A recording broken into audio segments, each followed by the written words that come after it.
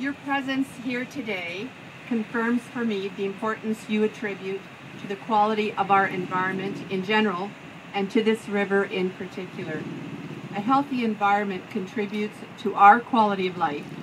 Your attendance is a symbol of your dedication and continued support for the work to achieve our objective of restoring the river and its ecosystem. I would like to share with you a list of some of the more important accomplishments that have been completed on the Canadian side of our area of concern over the past decade. More and more, we are measuring how those projects have contributed to improvements in the river. Industrial and municipal facilities have better controlled and reduced the discharge of chemical and bacterial contaminants and have significantly reduced the occurrence of spills. Both of these improvements have contributed to more secure drinking water, enhanced aesthetic quality of the river, and unrestricted use of the water by industry, agriculture, and the public in general. $50 million have been invested in equal parts by the City of Sarnia and the federal and provincial governments to reduce the volume of discharge to combined sewer overflows by 50% into the river, protecting our beaches for swimming and enhancing our recreational experiences. Sarnia and the municipalities in the township of St. Clair are discharging cleaner sewage effluents through investing millions of dollars to improve their sewage treatment plants. As you know, one of the main issues on the Canadian side of the river has been historically contaminated river bottom sediments. In 2004, Dow Chemical Canada improved more than 13,000 cubic meters of the most contaminated sediment.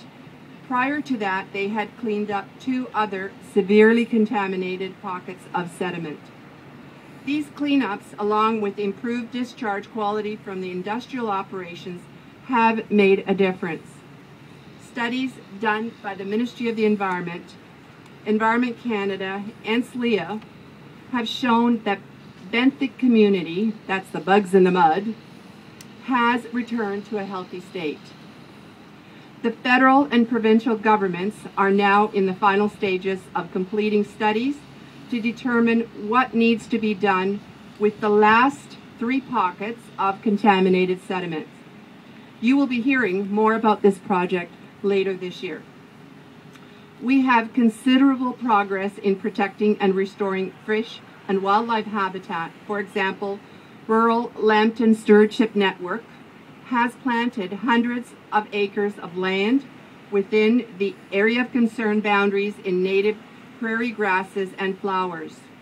Shoreline habitat enhancement measures have been completed by the village of Point Edward, City of Sarnia, St. Clair Township, through the help of the St. Clair Region Conservation Authority.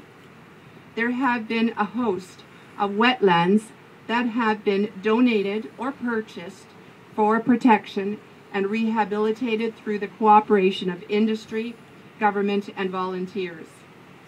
Later this year, the Canadian Remedial Action Plan Implementation Committee will be reporting more specifically on these and many other improvements achieved since 2007. Stay tuned for more news later this year. Now I would like to ask Patty Troy, my U.S. co-chair, to give us an